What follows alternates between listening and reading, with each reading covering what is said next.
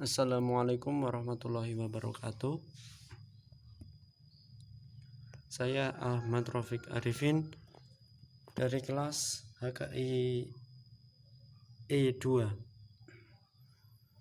Di sini saya akan menjadi pemateri pemakalah bahwa dalam hal pelanggaran hak asasi, saya mengambil tentang penegakan hukum yang dilakukan Polrestabes Semarang terhadap tindak pidana pemerasan dan pengancaman di jalan raya.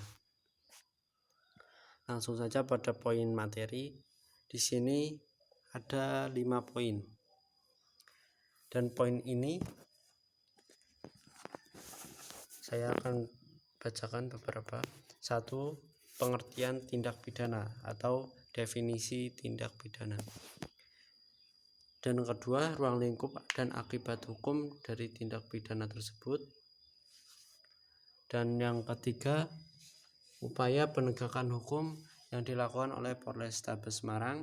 Dan yang keempat, modus yang sering dilakukan oleh pelaku dalam melakukan suatu tindakan di jalan raya. Dan yang kelima merupakan kendala yang ditemukan oleh polisi dalam menghadapi pelaku tersebut. Langsung saja pada pengertian tindak pidana.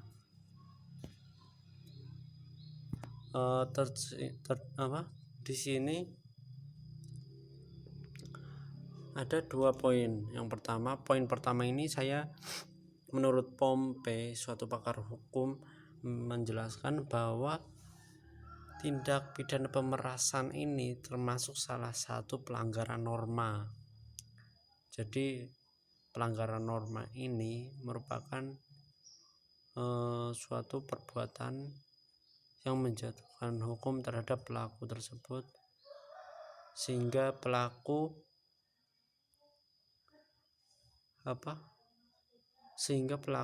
mengganggu kepentingan umum atau ketertiban hukum yang ada di Semarang terutama.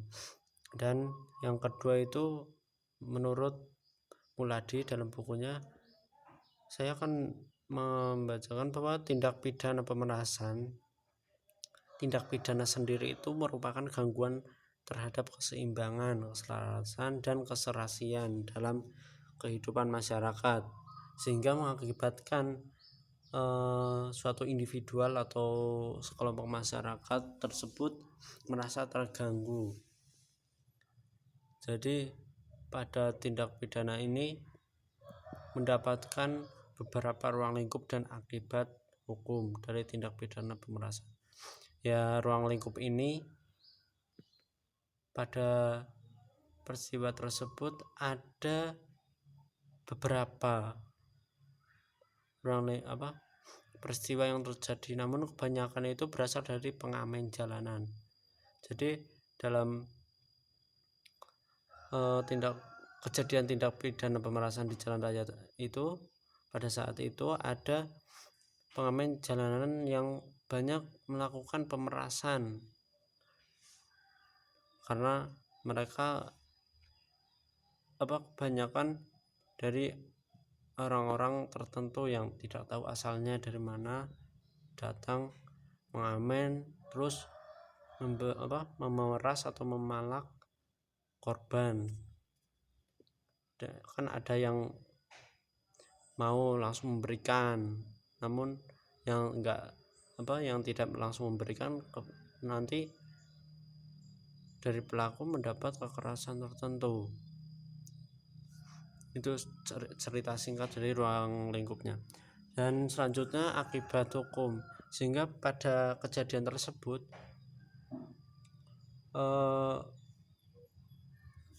menurunkan atau menetapkan si pelaku itu mendapatkan pelanggaran pasal pada 364 ayat 1 KUHP. Dan di sini mereka termasuk dalam salah satu unsur yang terjadi, karena di sini dalam pasal 368 ayat 1 ada dua unsur. Yang pertama unsur objektif tadi, dan yang kedua ini subjektif. Dan saya akan menjelaskan unsur objektif ini.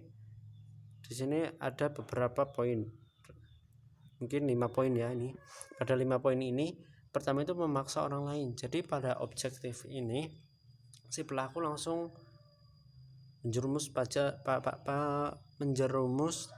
kepada objeknya, suatu korban itu memaksa. Jadi dari sifat pemaksaan ini mereka termasuk dalam unsur objektif, dan dilakukan dengan kekerasan atau ancaman. Ya mungkin mereka tadi tidak mau, si korban tidak mau memberikan misalnya uang terhadap pelaku, sehingga pelaku itu melakukan kekerasan. Dan yang ketiga, memberikan atau menyerahkan barang milik orang lain. Jadi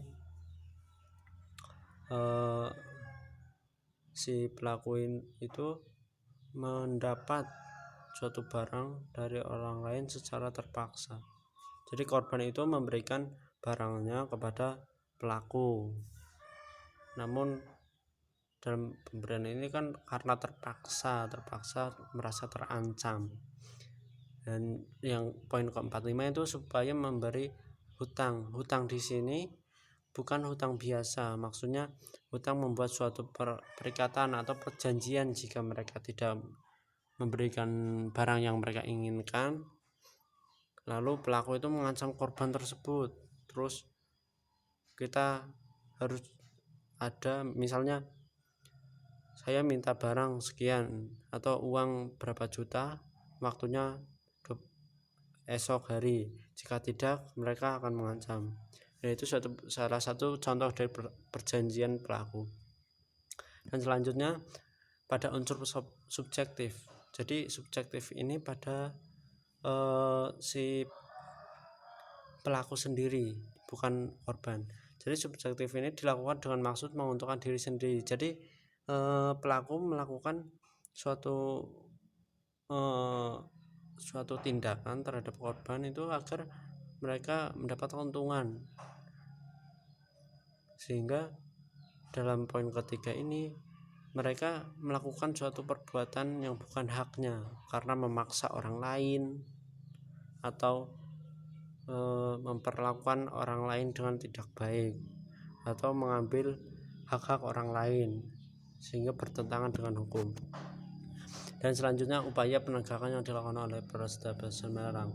Dan karena kejadian itu, para Polrestabes atau polisi khususnya yang ada di Semarang melaksanakan operasi rutin. Yang pertama, adanya polisi tenda setiap kelurahan. Dan ini operasi tenda ini atau pos polisi ini pada jam-jam tertentu, itu maksudnya pada malam hari, karena rawan sekali pada malam hari kejadian seperti perampokan atau pemerasan yang tadi itu sering terjadi. Namun pada siang hari ya tetap mereka lakukan.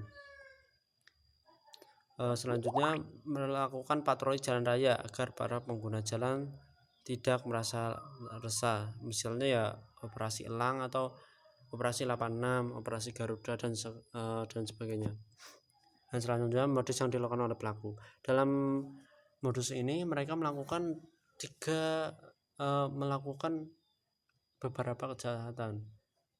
Dalam pemerasan ini terdapat 3 jenis kejahatan, yaitu begal atau merampas kendaraan korban, dan yang kedua itu perampokan benda berharga pada setiap jalan raya, dan yang ketiga meminta uang atau pemungutan liar atau yang dinamakan itu pemalakan yang dilakukan oleh preman-preman, sehingga pada poin terakhir ini dinamakan premanisme.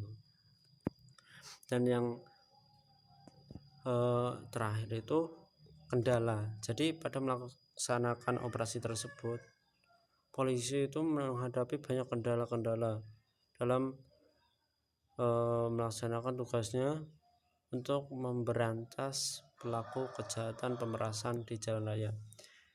Jadi pada kendala ini mereka kebanyakan dari pihak polisi tidak memiliki personil atau kurangnya personil dalam melaksanakan tugas, kurangnya kendaraan operasional, dan yang ketiga banyaknya aparatur kepolisian yang melalaikan tugas ya. Mungkin karena mereka selalu biasanya hanya di jalan raya atau sebagainya, namun pada saat itu mereka lebih merasakan jam-jam yang sangat padat, sehingga mereka misalnya banyak yang mengantuk atau meninggalkan pos keamanan atau pulang sebelum jam-jam piket selesai, sehingga karena dari ketiga tersebut mendapatkan sebab-sebabnya kesadaran mereka kurang. Karena kesadaran mereka kurang sehingga mereka merasa lalai jadi mereka lalai atau tidak fokus pada pekerjaan mereka. Dan itu mungkin dari penjelasan saya. Apabila banyak kekurangannya mohon maaf. Sekian, wabillahi taufiq wal hidayah. Wassalamualaikum warahmatullahi wabarakatuh. Jangan lupa subscribe dan like. Terima kasih.